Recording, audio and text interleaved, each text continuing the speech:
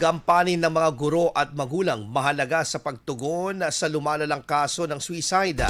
Para sa detalye ng balitang yan, kasama natin Idol Denise Brillante. 104.7 IFM. Report! Binigyang diin ng pamahalang lungsod ng Dagupan ang mahalagang papel ng mga guro at magulang sa pagtugon sa pangangailangan ng mga estudyante upang maiwasan ang mga kaso ng suicide sa lungsod. Sa panayam ng IFM Dagupan, sinabi ni Councilor Cristal Paras na sinimulan na ng legal body ang pagbalangkas ng mga ordinansa at programa upang tugunan ang sitwasyon. Came na medyo alarming na talaga yung pagtaas ng mga suicide cases.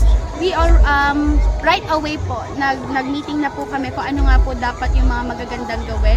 And we are on the move. I myself is preparing something sa legislative po. We are formulating po resolutions and ordinances na makakapagpatibay pa po ng ating mga programa na gagawin para matalakay po itong suicide prevention. Kasabay nito, umaaksyon na rin ang ang executive body ng pamahalang lungsod sa pakikipag-ugnayan sa mga guro at magulang ukol sa mga interbensyon na gagawin sa mga susunod na linggo. Git ng opisyal, ang pagtutulungan ng pamilya at paaralan ay mahalaga sa pagpigil ng dumaraming kaso ng suicide sa mga kabataan. Kasama mo mula rito sa IFM News Dagupan, ito si Idol Denise Brillante Tatak. IFM IFM News. IFM News. IFM News.